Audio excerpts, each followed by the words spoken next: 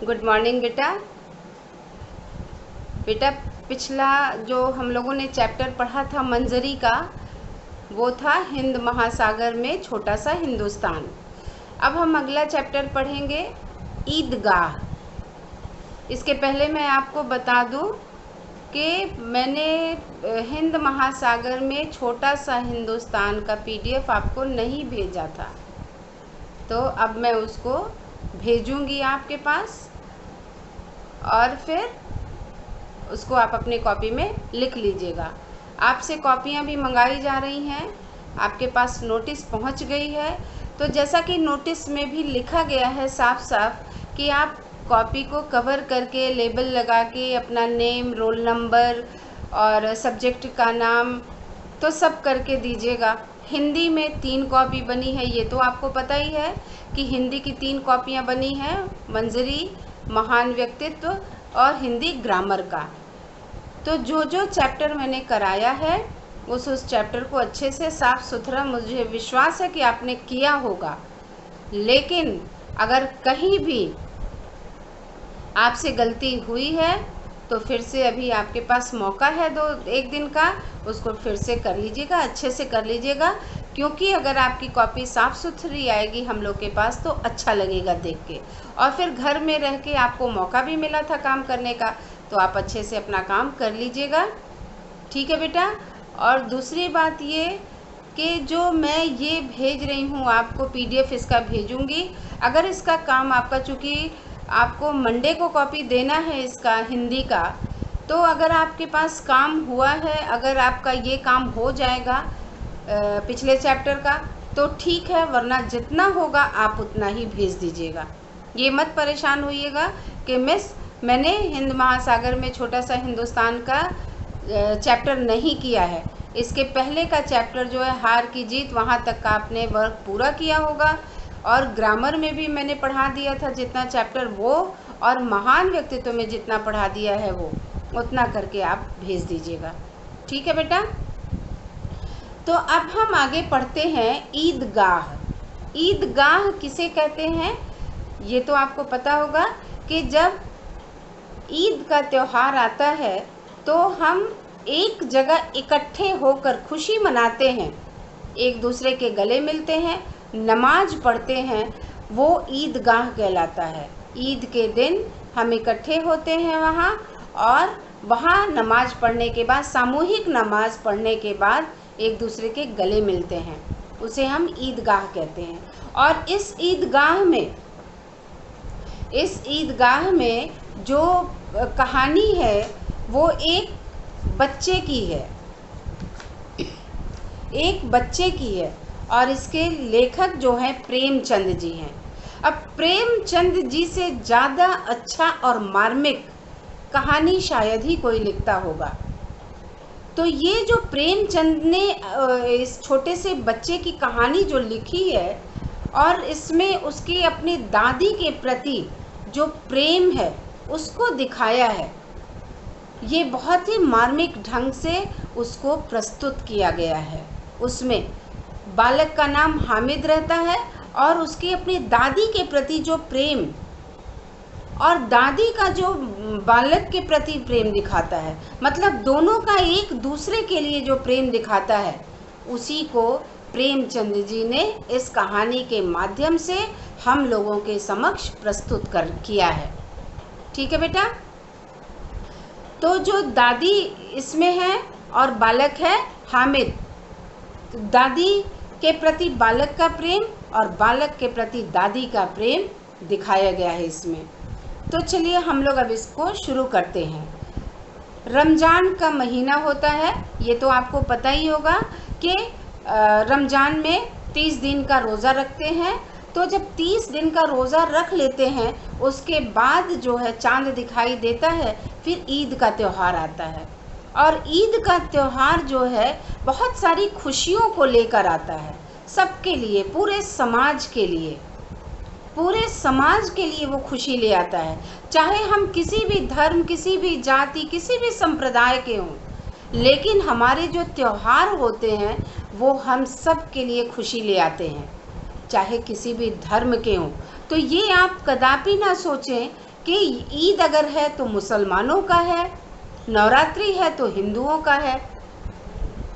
ठीक है, तो ये तो बिल्कुल मन में नहीं लाना है, क्योंकि हमको अपने समाज में एक अनूठा उदाहरण प्रस्तुत करना है, जो है प्रेम का, भाईचारे का, जो प्रेमचंद जी ने भी लिख के हमारे समक्ष प्रस्तुत किया है। तो जब 30 दिन का रोज़ा बीत जाता है, उसके बाद ईद आता है, तो ऐसा कहा गया है कि कितना मनोहर, कितना मन को हरने वाला और कितना सुहावना प्रभात है। प्रभात का मतलब सुबह, सुबह का समय है। और उसमें लेखक ने कहा है कि पेड़ों पर एक अजीब सी हरियाली है। ऐसा लगता है ना बेटा कि जब ईद का त्यौहार या कोई भी त्यौहार हमारा आता है तो वो सुबह हमको बहुत अच्छा लगता है। हालांकि वो सुबह, शाम, दोपहर, रात सब एक समान होता है, लेकिन चूँकि हमारे मन में खुशियाँ होती हैं, हमारे मन में उत्साह होता है, इसीलिए त्यौहार का दिन हमारे लिए विशेष हो जाता है। तो इसी प्रकार इस ईद की कहानी को लेखक ने बताया है कि वो सुबह, जो ईद का सुबह था, बहुत मनोहर था, बहुत सुंदर था। वृक्ष पर एक अलग तरह की हरियाली थी, और वो अलग तरह की हरियाली क्यों लग रही थी? क्योंकि हमारा मन खुश था। इसमें जिस बालक की कहानी आपको बताई गई है, उसमें 1 साल वो बालक इंतज़ार करता है, 1 साल इंतज़ार करता है कि कब ईद आएगी और मुझे खुशी मिलेगी। और वो खुशी उसको अपनी दादी को देना था, क्योंकि ईद में जो ईदी मिलता है, हम लोग जब ईद में जाते हैं तो ईदी मिलता है हम लोग को ना, खुशी से बड़े लोग पैसा देते हैं, उपहार देते हैं। तो वो उसी का इंतज़ार कर रहा था कि कैसे करके ईद आए और मुझे वो खुशी मिले और मैं अपनी दादी को वो खुशी दे सकूं। तो सॉरी, तो उसमें कहा गया है कि उस दिन जब ईद का त्यौहार आता है, तो उस दिन आसमान में एक अजीब तरह की लालिमा थी। सूरज तो रोज की तरह निकला, लेकिन उस दिन का सूरज एक अलग ही रौनक लेके निकला था। कितना प्यारा था सूरज, मौसम कितना शीतल था। ऐसा लग रहा था कि पूरा संसार उसके साथ, सूरज और तमाम सारे जो पेड़ पौधे हैं, हरियाली है, पहाड़ पर्वत है, सब के सब ईद की बधाई दे रहे हैं। ऐसा महसूस होने लगा था कि सब के सब ईद की बधाई दे रहे हैं और हमारी खुशियों में वो सब के सब शामिल हो रहे हैं। तो और उसके बाद जिस बालक की ये कहानी हम पढ़ने जा रहे हैं, उस बालक के गांव में बहुत हलचल थी। सभी ईदगाह जाने की तैयारी कर रहे थे। किसी के कुर्ते में बटन नहीं था, तो कोई अपने पड़ोस में सुई धागा लेने दौड़ रहा था। किसी का जूता रखे रखे खराब हो रहा था, कड़ा हो गया था, उसको पहन नहीं पा रहा था। तो कोई उस जूते को और ज़्यादा नरम मुलायम करने के लिए किसी तेली के पास जाता है, जहाँ से तेल मिल सके और उस जूते पे लगा के उस जूते के वो नरम कर सके। आज के समय तो नहीं था ना उस समय जब ये कहानी लिखी गई। उस समय तो चीज़ें बड़ी मुश्किल से मिलती थी बेटा। सॉरी, जितने हम पैसे खर्च करते हैं अपने शानो शौकत में, उससे बहुत कम पैसे उस समय लोगों की तनख्वाह हुआ करती थी, लोगों की सैलरी हुआ करती थी, और उसमें 10-10 लोगों का भरण पोषण भी करना होता था। तो उस समय के लोग जो थे बहुत मितव्ययी थे, वो बेमतलब का खर्च नहीं करते। उस समय के बच्चे बर्गर पिज़्ज़ा नहीं खाते थे। उस समय के बच्चे घर के खाने में ही संतुष्ट रहते थे, और कहीं ना कहीं वो बच्चे बहुत संयमी थे। ठीक, तो अब तैयारी तो सब लोग कर रहे थे। जिसके घर में गाय भैंस थी, बैल था, उनको जल्दी जल्दी वो दाना भूसा सब खिला रहे थे, और वो ये सोच रहे थे कि ईद का नमाज तो सुबह ही सुबह जाना था पढ़ने। तो सोच रहे थे कि अगर मैं इनको दाना भूसा नहीं डालूँगा तो ईद की नमाज़ पढ़ते पढ़ते शायद काफ़ी देर हो जाएगी, दोपहर हो जाएगी। और फिर ईदगाह जो था घर से वो 3 कोस, किलोमीटर से थोड़ा कम, 3 कोस की दूरी पर था। और फिर बहुत सारे लोग जो हैं उनसे मिलना भी होगा, ये खुशी उनके मन में एक अलग हलचल पैदा कर रही थी। और फिर ऐसा रख रहा था कि दोपहर तक तो लौटना संभव नहीं है, क्योंकि वहाँ मेला लगता था। ईदगाह में बहुत सारी चीज़ें खाने को मिलती थी, जो जितना पैसा लेके जाता था उस हिसाब से उस पैसे को खर्च भी तो करता था, लोगों से गले मिलता था, एक दूसरे को ईद की बधाई भी देनी थी, तो इसमें तो बहुत टाइम लग जाता। इसलिए सबने सोचा, गांव के लोगों ने सोचा कि घर के कामों को निपटा कर ही हम ईदगाह के लिए जाएं। सबसे ज़्यादा खुश उसमें लड़के थे, क्योंकि उसमें भी किसी ने रोज़ा रखा था और किसी ने वो भी दोपहर तक, किसी ने वो भी नहीं, लेकिन ईदगाह जाने की खुशी सबके हिस्से की थी, क्योंकि वो अल्लाह ने वो उनको उस समय वो बरकत दी थी कि तुम ईदगाह में आओ और तुम रोज़ा रखो या ना रखो, कोई ज़रूरी नहीं है, लेकिन ईदगाह में जाने का अधिकार सबको था, वो खुशी सबको मिलनी चाहिए थी। तो लड़के बहुत खुश थे। और आप जानते हैं ना कि रोज़ा जो बच्चे रखते हैं, कभी कभी बहुत सॉरी बेटा, बहुत छोटी उम्र से बच्चे रखने लगते हैं रोज़ा, ठीक है। तो ऐसा वो, लेकिन वो बच्चे सोचते हैं कि रोज़ा तो बड़े बूढ़ों के लिए, हम लोगों के लिए तो है नहीं, तो कभी कभी वो नहीं रख पाते थे। लेकिन ईद तो सबके लिए था, ईद का त्यौहार तो खुशी लेके आया था, तो ये सबके लिए था। रोज़ ईद का नाम रटते रटते बच्चे तो परेशान हो गए थे, और आखिर वो शुभ घड़ी आ गई जिस दिन ईद का त्यौहार था। अब ऐसा जल्दी पड़ी कि लोग ईदगाह क्यों नहीं जाते, मन में एकदम उतावलापन था बच्चों के कि क्यों नहीं, बड़े हमारे घर के जो बड़े लोग हैं वो जल्दी जल्दी ईदगाह क्यों नहीं जाते। अब उनके मन में तो बेचैनी थी ना, क्योंकि वो तो 1 साल से इंतज़ार कर रहे थे कि कैसे कैसे करके ईद आए और हम जल्दी जल्दी नमाज़ पढ़ने जाएं, वहाँ ईदगाह में घूमें, मेले में घूमें, बहुत बड़ा मेला लगेगा तो वहाँ घूमें। यही उनके मन में एक उतावलापन था। वो इसलिए नहीं परेशान थे कि उन्होंने रोज़ा नहीं रखा था, वो इसलिए परेशान थे कि वो ईदगाह के मेले में जल्दी क्यों नहीं पहुँच रहे हैं, और इन्हें गृहस्थी की चिंताओं से क्या प्रयोजन, क्या मतलब था। उनको क्या मतलब था कि गाय, अगर भैंस और बैल और बकरी जो भी वो पाले हैं उनके घर वाले, उसको खाना मिले या ना मिले, उनको अनाज पानी मिले, दाना भूसा मिले या ना मिले, उनको क्या मतलब था, घर के काम हो या ना हो। उनको तो बस खुशी थी कि जल्दी से जल्दी हम लोग ईदगाह में पहुँचें। अब उनको लगा कि वो क्या जाने कि उनके अब्बा जान क्यों जो है वो अपने चौधरी के घर, जहाँ वो काम करते हैं, वहाँ दौड़ के जा रहे हैं।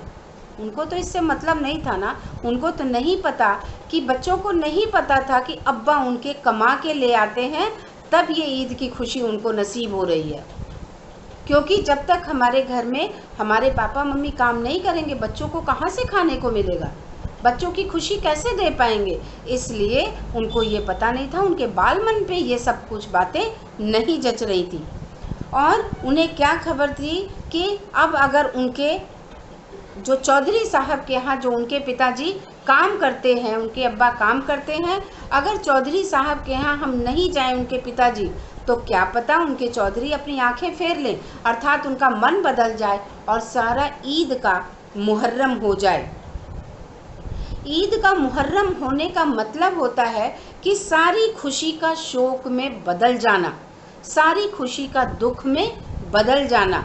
तो ये तो उनको नहीं पता था कि ईद का मुहर्रम हो जाएगा अगर उनके पिताजी, उनके अब्बा अगर चौधरी के दरवाजे पर मत्था टेकने नहीं जाएंगे, जहाँ वो काम करते हैं वहाँ नहीं जाते हैं, तो ईद की खुशी कैसे मिलेगी उनको।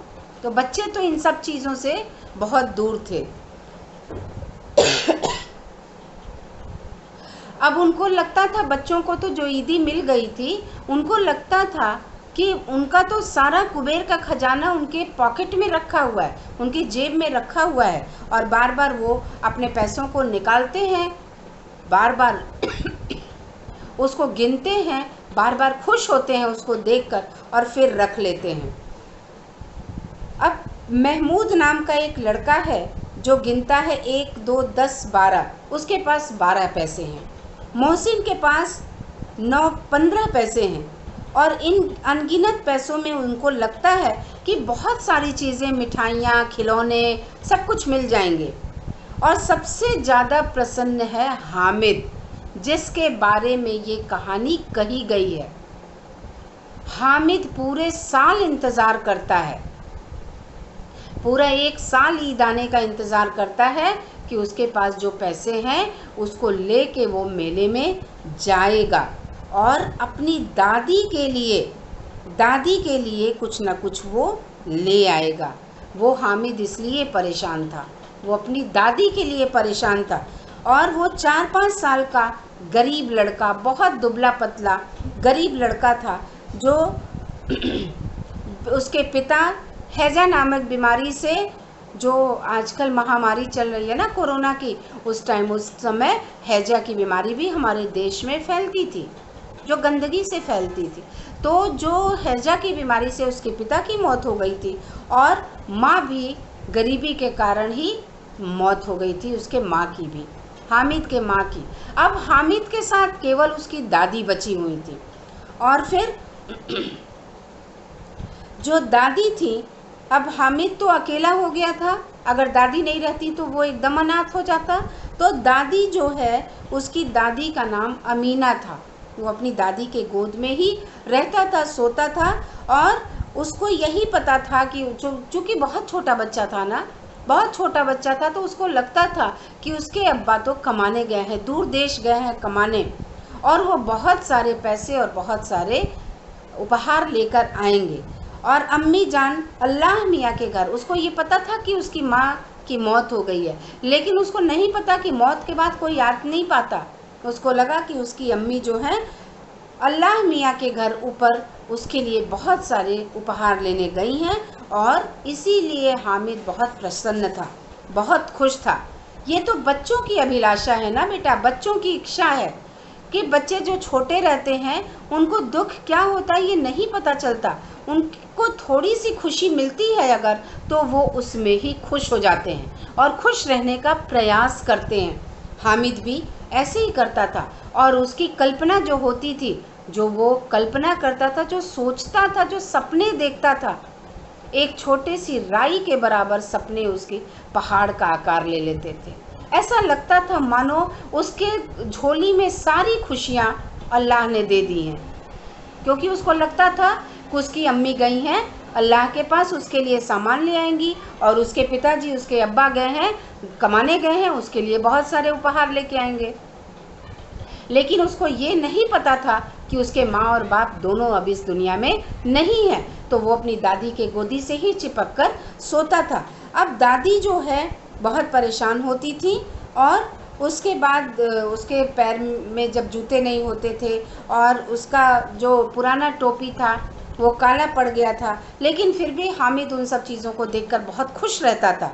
हालांकि दादी जो है इससे बहुत दुखी होती थी, लेकिन हामिद प्रसन्न रहता था। अब जो है हामिद की जो कहानी है बेटा, वो ये है कि हामिद अपनी दादी के लिए ईद का इंतज़ार करता है कि वो ईद का त्यौहार आए और वो अपनी दादी को खुशी दे सके। उसके मन में जो है, जो उसके मन में चल रहा है, वो खुशी दे सके अपनी दादी को। ये बहुत ज़्यादा प्रसिद्ध कहानी है प्रेमचंद जी की। अब इसका अगला भाग आपको अगले वीडियो में मिलेगा, ठीक है। आप रीडिंग लगा लीजिएगा, अपनी कॉपी तैयार रखिएगा। जो जो डेट को आपको कॉपी मांगी गई है उस डेट को अपनी कॉपी भेज दीजिएगा। साफ़ सुथरा कॉपी भेज दीजिएगा, ताकि देख के अच्छा लगे कि आप लोगों ने अच्छे से अपनी कॉपी को रखा है, ठीक है बेटा। मैं PDF भी पिछले चैप्टर का भेज रही हूँ इसके साथ। पिछला चैप्टर अगर समय मिले तो कर लीजिएगा, नहीं तो अगली बार में करिएगा उसको, ठीक। Thank you.